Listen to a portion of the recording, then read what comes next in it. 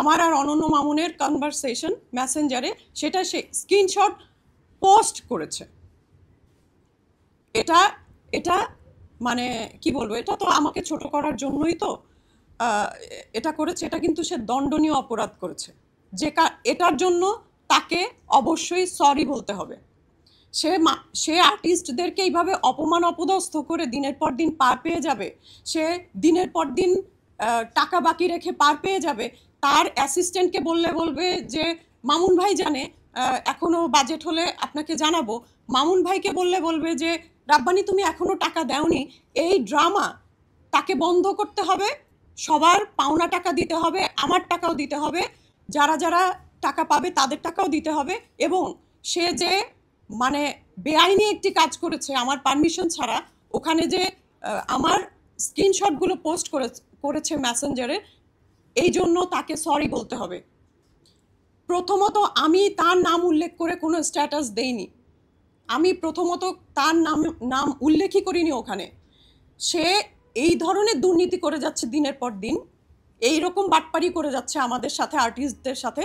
কিন্তু তার ফেসবুকে আমি প্রতিনিয়ত নতুন নতুন পোস্ট দেখেছি যেগুলো নীতি কথায় ভরা।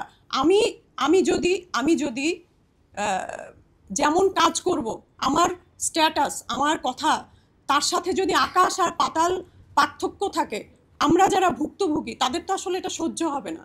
তো যেহেতু আমি পোস্ট দিয়েছি, তার নাম উল্লেখ করে দেয়নি, উনি কিন্তু নিজেকে নিজেই প্রমাণ করেছে যে ঠাকুর ঘরে কেড়ে কলা খাইনি আমি, ভাবটা এরকম।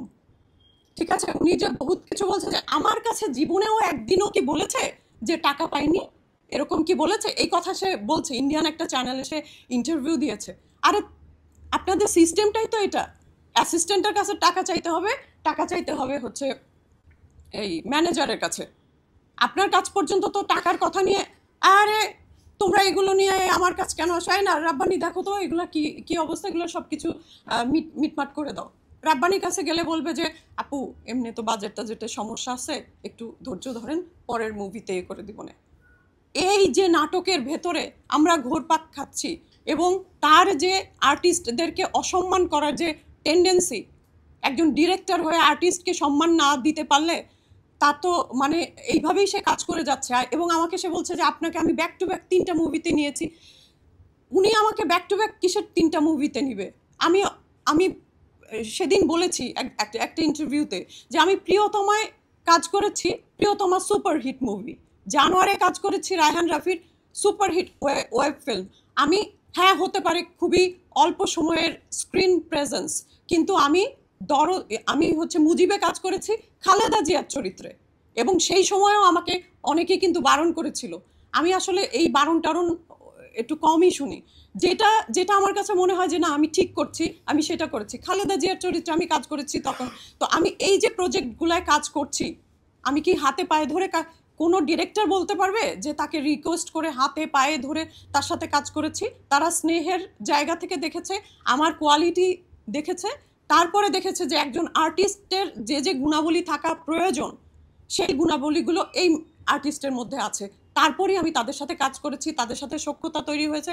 উনি বলেছে যে দেখবেন, চেক করে দেখবেন তার যতগুলো কাজ আছে তার ভেতরে কোনোটাই সে রিপিট করেনি, এক ডিরেক্টরকে 2-3 বার রিপিট করেনি। কোথার থেকে? আশরাফ শিশিরের সাথে আমি 570-এ কাজ করেছি, তার সাথে আমরা একটা সিনেমা বানাবোতে কাজ করেছি, এছাড়া আরও 2টা মুভিতে কাজ করেছি যেগুলো রিলিজ হয়নি, আমি এই জন্য নামও বলতে চাচ্ছি না। তো এরকম তো সব ডিরেক্টরের সাথেই কাজ করা হয়েছে, সুযোগ হলে আবারও কাজ করব তাদের সাথে।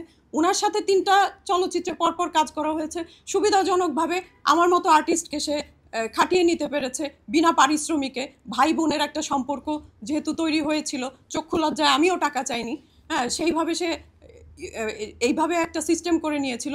কিন্তু সম্মানটা তো সবার আগে, এটা তার বোঝা উচিত ছিল যে এই মানুষটা টাকা নেয় না, এই মানুষটা টাকা চায়ও না, এই মানুষটা যতটুকু আমরা দেই তার 7 গুণ আমার অফিসে এসে সবাইকে নিয়ে খরচ করে সে রেখে যায়। সে তো সম্পর্কের জায়গা থেকে অনেস্ট। আরও ব্যক্তিগত অনেক বিষয় আছে যেগুলো আমি বলবো না। আমি অমানুষের মতো ওরকম স্ক্রিনশট দিয়ে মানুষকে ছোট করতে শিখিনি, আমার পারিবারিক শিক্ষা আসলে এরকম না। তো আমি যখন স্ট্যাটাসটা দিয়েছিলাম তার নাম বাদ রেখে তখন উনি একটা স্ট্যাটাস দিলেন যে একজন অদক্ষ শিল্পী আমার মুভিতে কাজ করতে না পেরে সে হচ্ছে মনক্ষুণ্ণ হয়েছে। তারপরে কি দিল যে টিজারে রাখা হয়নি, সে টিজারে মুখটা দেখা যায়নি, সেজন্যই কি এত রাগ?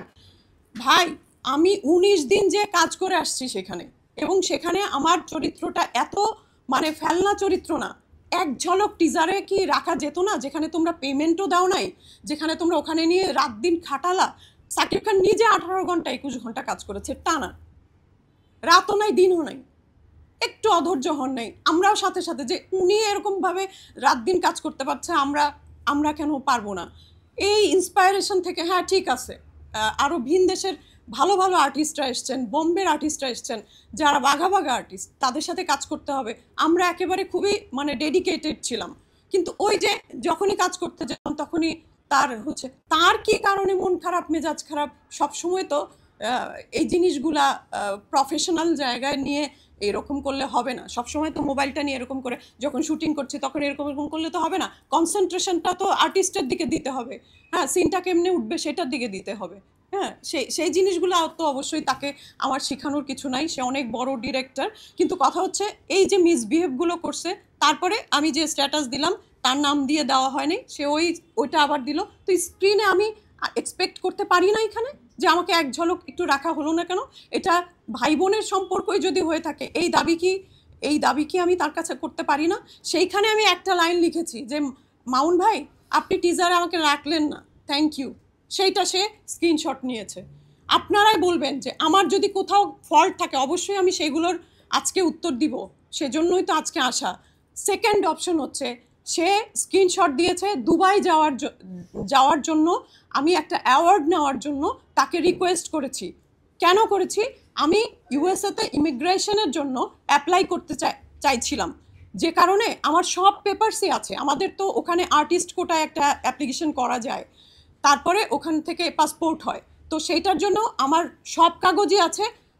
একটা অ্যাওয়ার্ড নাই, আমি কোনো দিন কাউকে বলি নাই, কোনো দিনও কাউকে বলি নাই। আমাকে অনেকে, সত্যি কথা বলতে এই জিনিসগুলোই আমার ভুল হয়েছে, অনেকে অ্যাওয়ার্ড অনুষ্ঠানে ডেকেছে। আমি বলেছি যে কী করছি এমন যে অ্যাওয়ার্ড পাবো? আর যারা অ্যাওয়ার্ড আসলে ডিজার্ভ করে না ওনারাও ওখান থেকে অ্যাওয়ার্ড নিচ্ছেন, ওই একই অনুষ্ঠানে আবার আমিও অ্যাওয়ার্ড নিব। আমি কিসের জন্য অ্যাওয়ার্ড পাচ্ছি?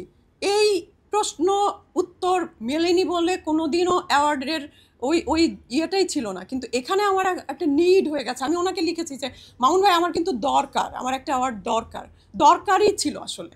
পরবর্তী সময় আমি একটা অ্যাওয়ার্ড এমনিতেই পেলাম, আল্লাহর ইচ্ছা, আমার কাজ হয়ে গেছে। তো ভাই বোনের সম্পর্ক থাকলে উনি দুবাই যাচ্ছে, এতটুকু দাবি কি আমি করতে পারি না?